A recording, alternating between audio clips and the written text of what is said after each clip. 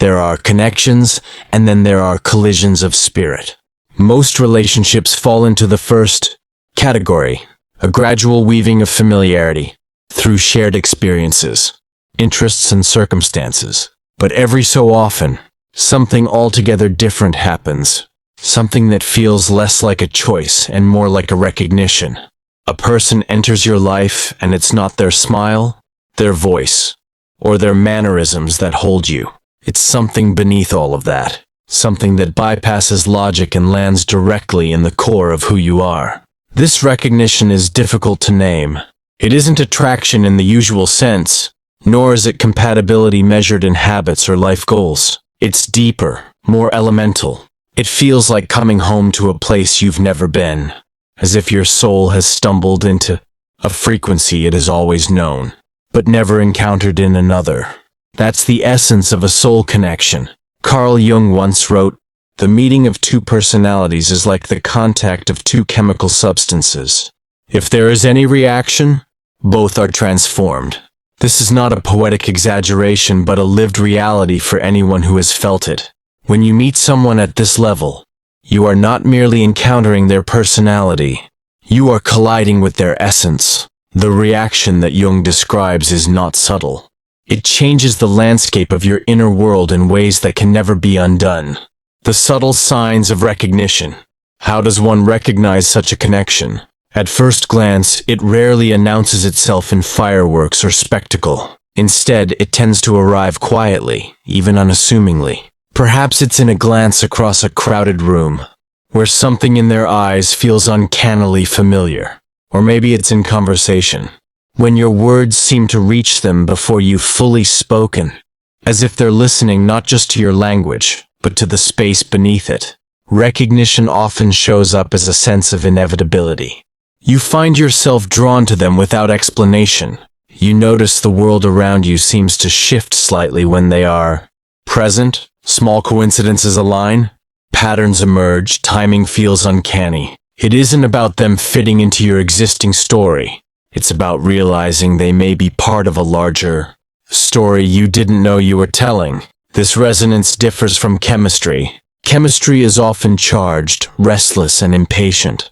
Resonance is quieter but deeper, like the vibration of a note that lingers in the air long after it's played. It's not about sparks flying, but about frequencies aligning. Beyond the surface, most human bonds are built on surface structures, appearance, social standing, mutual interests, or lifestyle compatibility. Soul connections, however, bypass all of that. They are uninterested in the outer shell. What draws you in is not the mask, but the architecture beneath it. The way the other person's presence seems to reach into your inner chambers, even those you rarely open to yourself. This is why such connections can be disorienting. You may feel more deeply seen in one brief exchange than you have in years of conversation with others. It is not that the other person is trying harder to understand you. Rather, their perception arises from a deeper layer of attunement. They notice shifts in your tone before you're aware of them. They sense contraction in your spirit even when your face hasn't changed. They respond not only to your words but to the energy behind them. That kind of sensitivity is not learned. It is not a skill one can master. It is a signal, a sign that something greater than logic is at work. Silence as a language. One of the clearest markers of soul resonance is the ease of silence. In most relationships, silence is awkward, something to be filled quickly with small talk or distractions. But when you encounter someone who touches your soul, silence transforms. It becomes a language of its own. In their presence, you don't feel pressured to perform, explain, or entertain. You can sit together in stillness, and that stillness feels full rather than empty. It feels like exhaling after holding your breath for too long. Silence ceases to be absence. It becomes communion. This is because the connection itself communicates. Words, though beautiful, are unnecessary. The frequency between you speaks louder than conversation ever could. Recognition versus infatuation. It's important to distinguish recognition from infatuation.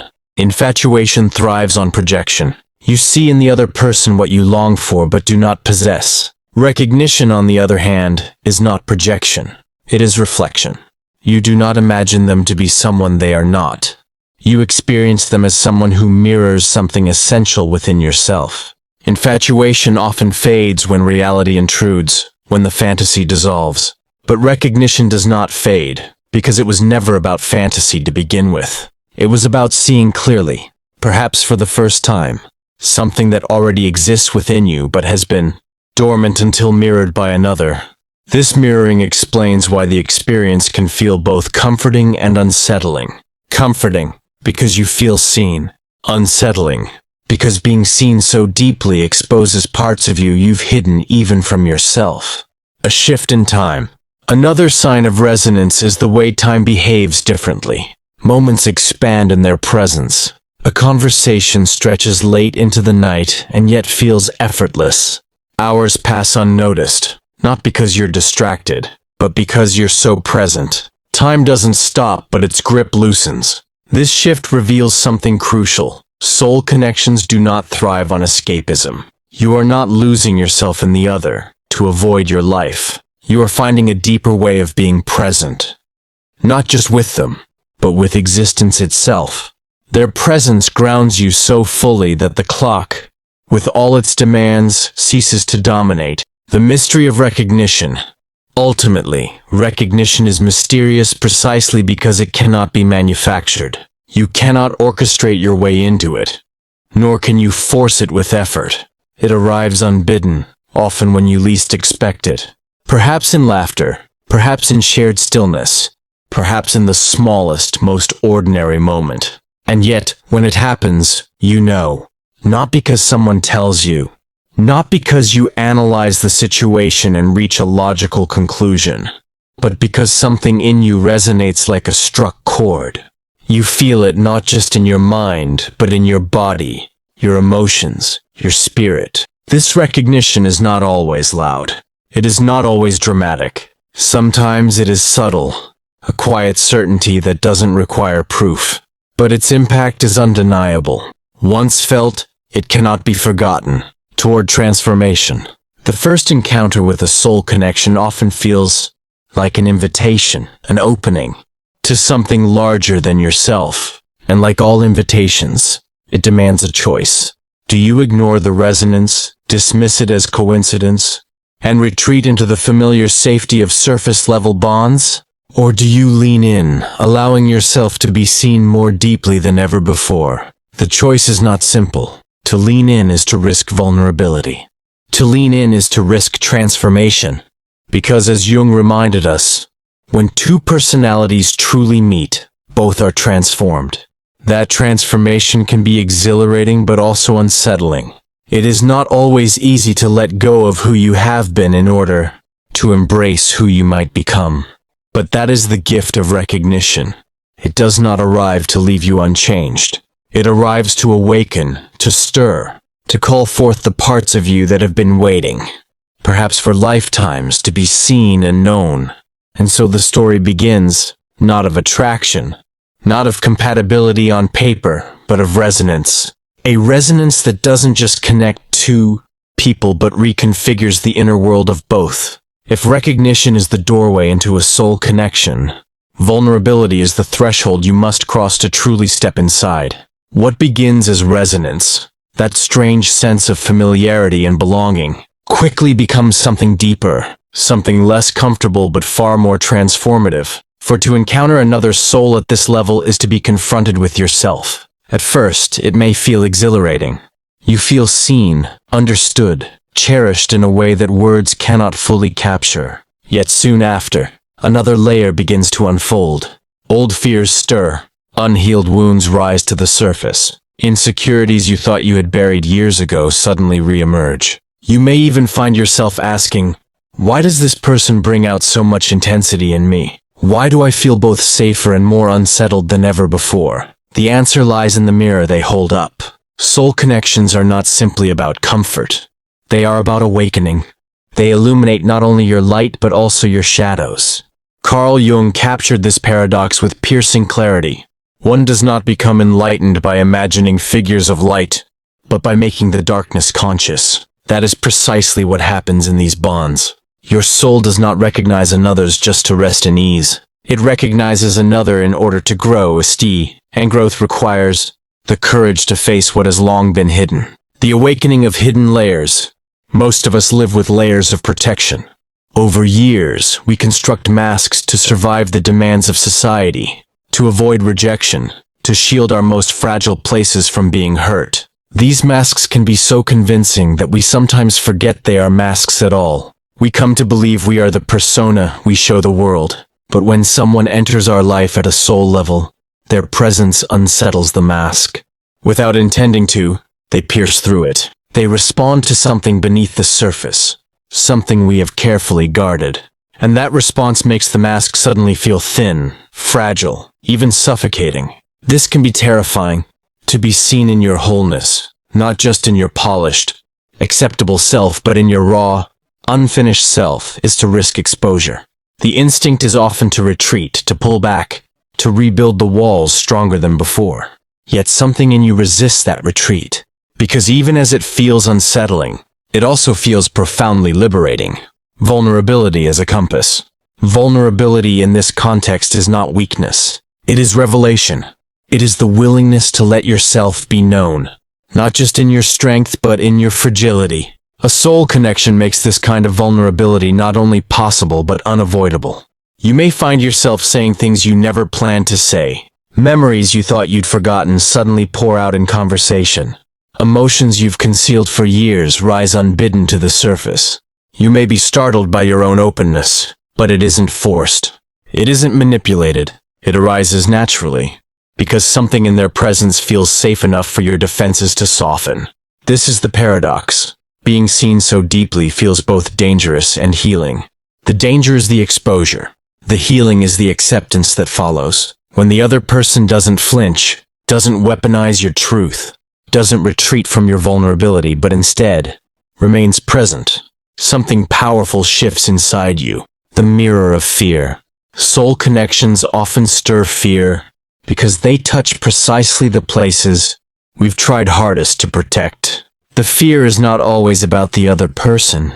It's about what their presence awakens in us. Fear of rejection. If they see all of me, will they still stay? Fear of inadequacy. Am I enough for a bond this profound? Fear of loss. If this connection is real, could I survive losing it? These fears can manifest as withdrawal, overthinking, or even pushing the other person away, and yet beneath them lies the truth. The fear itself is evidence of the depth. We do not fear losing what we do not value. We do not fear exposure where there is no resonance. Pain as an invitation. It's tempting to mistake this stirring of fear and pain as a sign that the connection is unhealthy. After all, shouldn't something that feels so deep also feel easy? Not necessarily. The purpose of a soul bond is not to leave you unchanged. It is to refine you, to stretch you into greater honesty, to awaken what has long been asleep. Pain in this sense becomes an invitation, not to suffer but to grow, to look at the places you've avoided and to heal them in the light of connection. When old wounds rise to the surface, the bond gives you a chance to process them differently. Not in isolation, not in secrecy, but in the presence of someone who can hold space for your truth. Safety without rescue. A true soul connection doesn't rush to rescue you from your own pain. Rescue, though well-intentioned, often disempowers. Instead, they witness. They remain present. They hold space for your discomfort without treating you as broken. This kind of presence is rare. Most people, when faced with vulnerability, either withdraw in discomfort or attempt to fix what they see. But a soul-level bond teaches a different kind of response, one that balances empathy with respect. They neither abandon you nor attempt to control your healing. They trust that your soul, like theirs, is capable of its own transformation. Conversations that cut deeper. The vulnerability of a soul connection isn't only about emotional exposure. It also shows up in conversation. Exchanges that begin with surface-level topics often drift naturally into deeper terrain. They ask questions that pierce through your rehearsed answers. They notice the inconsistencies between your words and your energy. They call out, sometimes gently, sometimes directly, the truths you have been avoiding. At first, this may feel confronting, but over time you recognize it as a gift. Most people engage in conversations to affirm what they already believe. Rarely does someone challenge you in a way that doesn't feel like attack, but feels like awakening. That's the power of vulnerability in this context. It opens a dialogue, not just between two people, but between each person and their own deeper self. The risk and the reward. To remain in such a connection requires courage. Vulnerability always carries risk. The risk of rejection, the risk of being misunderstood, the risk of wounds being reopened. But the reward is proportionate to the risk. The reward is intimacy that cannot be faked. The reward is transformation that cannot be orchestrated. The reward is a relationship not built on masks but on truth. Transformation through exposure. When we allow ourselves to remain vulnerable in a soul connection, something remarkable happens. The very wounds we feared would drive others away become the places where intimacy grows strongest. The fears we thought would isolate us become the bridges that deepen trust. Exposure does not destroy the bond. It strengthens it. Because at its heart, a soul connection is not about perfection. It is about presence. Not the absence of flaws, but the courage to reveal them, and the willingness of another to remain. And in that shared presence, transformation begins. The masks dissolve. The walls crumble. The distance between two souls narrows. What remains is not always easy, not always comfortable, but always real. Vulnerability is not the side effect of a soul connection. It is its essence. Recognition may begin the journey, but it is exposure that deepens it. To be seen not just in your light but in your darkness is the rarest gift of all. And when that happens, when your shadows are met not with judgment, but with presence, you begin to understand why such connections are so rare, so transformative, and so necessary. For only in this exposure do we truly become more of ourselves. In most relationships, time behaves predictably. Hours spent together accumulate into closeness. Days apart generate doubt or distance. But in a soul connection, time does something strange. It bends, it stretches, it softens at the edges. Moments with this person expand far beyond their clock-measured length. What should feel fleeting becomes timeless. A short exchange can leave an imprint that lasts for weeks. A conversation that lingers past. Midnight does not drain you, but instead seems to replenish. And when you part ways, the bond doesn't dissolve. It hums quietly in the background, like a frequency you carry with you. Carl Jung observed with quiet precision, time is a factor in all processes of transformation. In soul connections, time becomes not an obstacle to transformation but its partner. The bond transforms the way you experience time itself, both in presence and in absence. Time is expansion. When you are together, time expands. It's not that hours disappear in distraction, as they often do in infatuation. It's that presence itself becomes so heightened that time feels secondary. The external clock continues ticking, but you are no longer governed by it. In their presence, you are more awake, more alive. Every moment feels weighted with meaning. Silence carries as much significance as speech. Glances convey as much as entire paragraphs. The ordinary becomes charged with depth. A walk through a park, a shared meal, even a quiet pause feels layered with significance. This expansion is not about escaping the world. It's about entering it more fully. The connection grounds you so deeply in the present that time ceases to dominate. You aren't rushing forward or dwelling on what's past. You are immersed, not in forever, but in now. Absence as presence.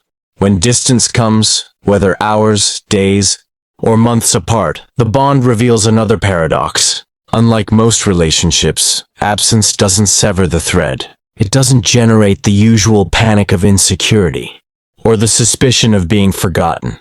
Instead, it becomes a different kind of presence. The connection doesn't vanish. It quiets. It sinks beneath the surface like a flame that dims without going out.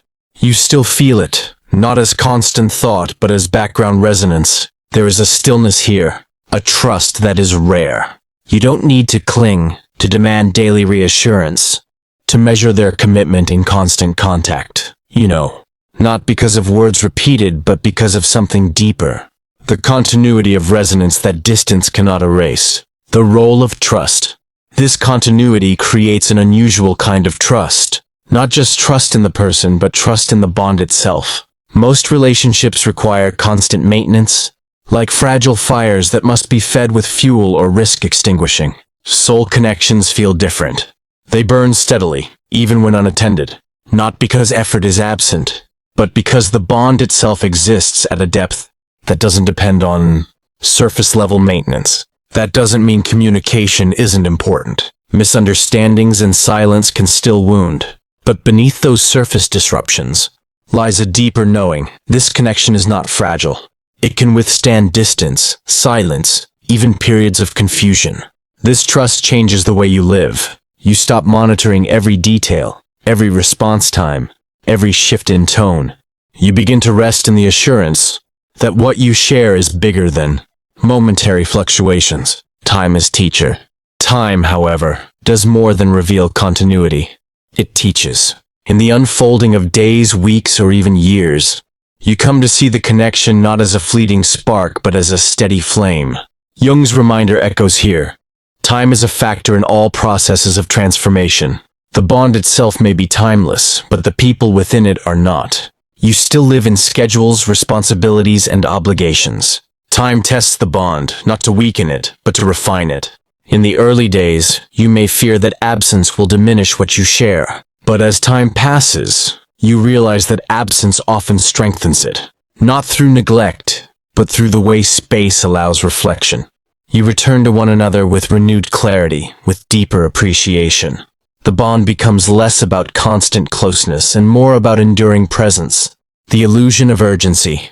One of the greatest gifts of a soul connection is the dissolving of urgency. In many relationships, there's a constant pressure. Define this. Secure it. Hold it before it slips away. But with resonance at this depth, urgency gives way to patience. You begin to see that rushing isn't necessary. The connection itself assures you. You can allow it to unfold, layer by layer, without force. You don't need instant clarity, because the truth is already present in how it feels. This patience is not passivity. It is trust in timing. It is the recognition that growth cannot be hurried. That depth is not achieved through acceleration, but through surrender to the natural rhythm of unfolding. Distance as growth. Separation in a soul bond often serves a purpose. It allows each person to continue their individual growth. You do not lose yourself in one another. You expand alongside one another. During periods apart, you may find yourself recalling conversations, hearing their voice in your mind, or sensing their presence in unexpected ways. This isn't obsession. It's resonance. Their imprint lingers because they have touched something within you that cannot be undone. Distance also teaches resilience. It shows you that the connection does not demand constant proximity to survive. Instead, it thrives on the balance between closeness and space. In that space, both individuals evolve, and when they return to one another, the bond deepens because they have grown. Continuity beyond contact. One of the most startling aspects of a soul connection is how it remains alive, even without direct contact. You may go days or weeks without speaking, and yet when you reconnect, it feels as though no time has passed. The conversation resumes not from where you left off, but from where you always are, connected. This continuity defies rational explanation. It is not about shared routines or daily check-ins. It is about an inner thread that holds steady regardless of external rhythms. This is what differentiates a soul bond from ordinary attachment. Attachment panics in silence. Resonance endures it. Attachment clings to proximity. Resonance trusts continuity. Time as ally. Eventually, you come to see time not as an enemy but as an ally. In the presence of a soul connection, time bends not to trap you, but to free you. It loosens its grip when you are together, allowing you to experience the fullness of now. It strengthens its teaching when you are apart, showing you that absence need not weaken love but can deepen it. You stop fearing the passing of days. You stop demanding certainty in every moment. You begin to live with patience, with trust, with the quiet knowing that what is real cannot be rushed, and what is true cannot be lost. Time and distance, once the enemies of ordinary love, become the allies of soul connection. They refine it, strengthen it, reveal its endurance. They remind you that what you share is not fragile, but resilient, not bound by constant proximity, but rooted in timeless resonance. And so you begin to live differently. You no longer count the minutes. You no longer measure love in constant contact. You measure it in meaning, in the way presence expands time and absence deepens trust. For in a soul connection, time does not diminish love. It reveals it. To meet a soul connection is not to find a sanctuary where nothing ever shifts, but rather to encounter a crucible where change is inevitable. While the first waves of recognition and resonance feel like homecoming, the deeper truth emerges over time. This bond is not only about comfort, but about evolution. It exists to make you more whole. Carl Jung once wrote, "Until you make the unconscious conscious, it will direct your life and you will call it fate." Soul connections are often the very instruments through which this unveiling occurs. They stir the unconscious, forcing hidden material to the surface, insisting that what was once ignored must now be faced. This confrontation is not always gentle, but it is always purposeful. The soul is mirror. In everyday life, people tend to mirror back only fragments of who we are, the parts we choose to reveal, the polished versions we present. But in a soul connection, the mirror is far less forgiving and far more profound. It reflects not only your strengths, but also your blind spots, fears and contradictions. This can feel disarming. You may see in their eyes an awareness of you that exceeds what you've consciously admitted about yourself. They notice patterns you've repeated for years, self-sabotage you've rationalized, wounds you've minimized. They hold up a mirror to your shadow, and in doing so, they refuse to let you remain asleep. Such exposure can spark defensiveness. No one likes their illusions disrupted. Yet beneath the initial discomfort lies the possibility of freedom. For only by seeing clearly can you begin to transform. The shadow's emergence. Jung described the shadow as the parts of ourselves we repress, deny, or remain unconscious of. In most relationships, the shadow can remain hidden for years. But in soul connections, it emerges quickly. You may find old insecurities flaring, patterns of jealousy arising, or buried grief resurfacing. You may be shocked at the intensity of emotions you thought you had resolved long ago. Far from being a sign of dysfunction, this eruption is often the very evidence of depth. Their presence activates what lies dormant within you, not to punish but to heal. The shadow resists exposure, yet a soul connection creates the conditions where its emergence feels unavoidable. You cannot hide from yourself in their presence. And strangely, you don't want to, even when it hurts. Part of you longs for the liberation that truth brings. Challenge as catalyst. Because of this, soul connections are rarely smooth. They are not free of conflict, nor are they effortless paths of harmony. They are challenging precisely because they awaken growth. Conflict here is not about domination, but revelation. Disagreements are less about trivial differences and more about exposing underlying fears, unmet needs, or clashing values. The friction, while painful, serves as a catalyst. It shakes loose what has been stuck. It forces you to confront questions like, why does this trigger me so deeply? What part of me is afraid of being seen here? What wound am I protecting when I react this way? The other person may not provide the answers. Their role is not to solve you, but to stir you. The responsibility remains yours, to do the inner work that the connection demands. Transformation through tension.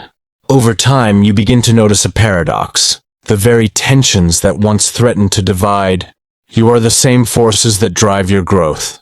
Where you once resisted exposure, you now welcome it. Where you once feared confrontation, you now see it as an opportunity. Transformation rarely occurs in comfort. It happens in the crucible of tension, when you are pushed beyond your habitual patterns into something new. A soul connection provides precisely that crucible. It refuses to let you stagnate. It calls you again and again into greater authenticity. The role of forgiveness. Growth in these bonds also depends on forgiveness. Not as passive tolerance, but as active recognition of imperfection. Both of you will falter. Both will project fears, miscommunicate, or stumble under the weight of old wounds. But forgiveness here is different from dismissal. It is not about excusing harmful behavior, but about recognizing the shared humanity of imperfection. It is about acknowledging that both of you are in the process of becoming, and that mistakes are not obstacles to growth but pathways through it. Forgiveness sustains the crucible. Without it, the challenges of transformation would break the bond. With it, the bond becomes elastic, able to bend under pressure and yet not snap. Integration of opposites, another dimension of transformation, lies in the way soul connections integrate opposites. You may discover that where you are weak, they are strong. Where you are impulsive, they are steady. Where you are rational, they are intuitive. These contrasts do not erase your differences but highlight them. At first, such differences may spark conflict, yet over time, they reveal themselves as complementary. You are not meant to merge into sameness, but to expand into wholeness. Their presence does not diminish you but enlarges you, drawing out capacities you didn't know you had. Becoming conscious. Perhaps the greatest transformation lies in consciousness itself. The bond draws you into awareness. You begin noticing your own patterns with greater clarity. You catch yourself in the midst of reactions you once justified. You pause before repeating cycles that no longer serve you. This is the essence of Jung's teaching. What is unconscious directs us until it is made conscious. Soul connections accelerate this process. They pull what is hidden into the light, not gently, not slowly, but urgently. And though this can feel destabilizing, it is also the pathway to freedom, growth that lasts. The growth catalyzed by such a bond does not vanish when you are apart. Once consciousness expands, it does not shrink back. Once you've seen your shadow, you cannot unsee it. Whether or not the connection remains constant, the transformation it sparked becomes part of you. This is why such relationships leave such a lasting mark. Even if circumstances change, even if paths diverge, the growth they initiated continues to unfold. The transformation does not depend on their ongoing presence. It depends on the awakening they inspired, the gift of challenge. It's tempting to long for ease in love, to wish for smoothness, for harmony without interruption. But the gift of a soul connection lies precisely in its challenge. For without challenge, growth stalls. Without exposure, the shadow remains hidden.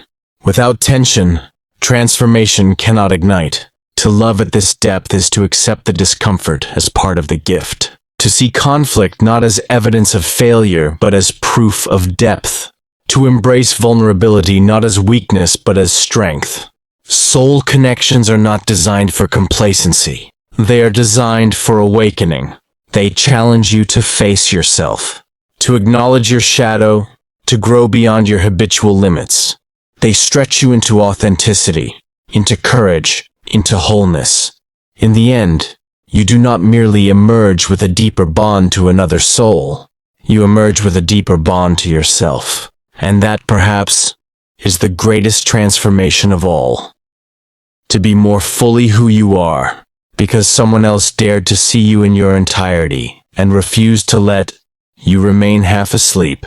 By the time you have lived through the recognition, the vulnerability, the paradox of time, and the crucible of transformation, you come to understand that a soul connection is not merely a relationship. It is a teacher. It is a mirror. It is an initiator of becoming. Carl Jung wrote, "The privilege of a lifetime is to become who you truly are." Few experiences embody this privilege as fully as a soul bond. For these connections do not leave you as they found you. They unravel illusions, expose shadows, challenge patterns, and ignite transformation until you emerge more whole, more conscious, more authentically yourself. Beyond the personal, one of the most profound realizations of a soul connection is that its significance often transcends personal romance or companionship. It feels bigger than you, bigger than them, bigger than the ordinary categories of relationship. This bond is not just about comfort, attraction, or even partnership. It is about something archetypal, something that feels woven into the fabric of life itself. You may sense that your meeting was not accidental, that it carried the weight of timing, purpose, and synchronicity. The personal and the universal blur here. Your connection serves not only your individual journey, but also something collective, the unfolding of consciousness itself. Through your bond, both of you contribute to the wider human story of awakening, wholeness through reflection. The gift of such a connection lies in its ability to return you to yourself. The other person does not complete you, for you were never truly incomplete, but they awaken in you the parts that were dormant. They call forth your hidden strengths. They expose your shadow. They stretch your compassion, and in doing so, they restore you to a fuller version of yourself. This is not about merging into one indistinguishable whole. It is about becoming whole within yourself. They do not erase your individuality. They amplify it. By reflecting your truth so clearly, they compel you to embrace it. In their eyes, you see not only who you are, but who you are becoming. And in that reflection, you gain the courage to live more authentically. The eternal echo, even if circumstances shift, even if distance grows or life leads you down divergent paths, the echo of a soul connection remains. It does not fade with absence, nor does it vanish with change. It lingers, not as haunting but as imprint. You carry them with you, not in constant thought, but in subtle ways. The courage you gained through their mirror, the clarity you discovered through your vulnerability, the resilience you built through time apart, the growth you underwent through challenge. They live on in the choices you now make, in the patterns you have outgrown, in the freedom you embody. The echo is not about nostalgia but about presence. They remain a part of you because they helped you return to yourself. Integration of lessons. The final stage of such a bond is integration. Transformation is not complete until it is embodied. It is not enough to have insights or awakenings. You must live them. This means carrying forward the lessons, to embrace vulnerability not only with them but with others, to trust in the continuity of connection beyond time and distance, to face your shadow not only when they expose it, but in your own daily reflections, to approach conflict as opportunity, not as threat, to live with patience, trust, and authenticity even outside the crucible of their presence. Integration transforms the extraordinary into the ordinary. It takes the profound revelations of the soul, bond and weaves them into the fabric of daily life. Letting go without losing. Sometimes, integration includes the possibility of letting go. Not every soul connection is meant to remain in constant proximity. Some appear for a season, to catalyze change, and then shift into a different form, or even fade from outer life altogether. This can be one of the most painful realizations. Yet even here, the bond defies ordinary loss. Letting go of physical closeness does not mean losing the connection. The echo remains. The transformation endures. The love, though expressed differently, continues. You come to see that the purpose of a soul bond was never to possess, but to awaken. And once the awakening has occurred, it cannot be undone. Living authentically. The final gift of such a connection is authenticity. Having been seen so deeply, you can no longer tolerate living falsely. Having experienced resonance, you can no longer settle for dissonance. Having tasted transformation, you can no longer accept stagnation. You begin to live more truthfully, not just for them, but for yourself. You speak more openly. You create more boldly. You love more courageously. You align your outer life with your inner truth. This is the lasting impact of a soul connection. Not that it gives you someone to hold forever, but that it teaches you how to hold yourself fully and authentically. Wholeness is an ongoing journey. Wholeness, of course, is never final. It is not a state you arrive at once and for all, but a process of continual becoming. A soul connection does not deliver you to perfection. It initiates you into the path of becoming. You will still falter. You will still encounter shadow. You will still be asked to grow. But now you do so with greater awareness, with deeper courage, with a more integrated sense of who you are. The bond has shown you the way. The rest is the ongoing journey of embodying it. To encounter a soul connection is to encounter transformation itself. It is to step into a mirror where your recognition leads to vulnerability, where time bends, where shadows rise, where growth ignites, and where ultimately you are returned to yourself more whole than before. Jung's words ring truest here. The privilege of a lifetime is to become who you truly are. Few experiences accelerate this privilege as powerfully as a soul connection. For in the presence of another soul, you discover not only them, but yourself. And whether the bond endures in daily life or echoes across distance and time, it leaves you forever changed. It leaves you more awake, more authentic, more whole. It leaves you closer to who you truly are.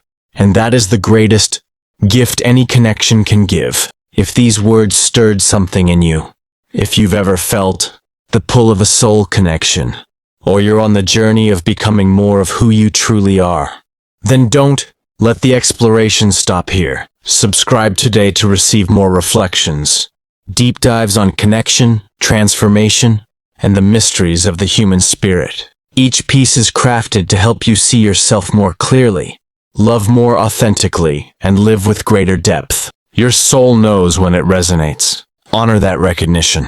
Join the community. Subscribe now.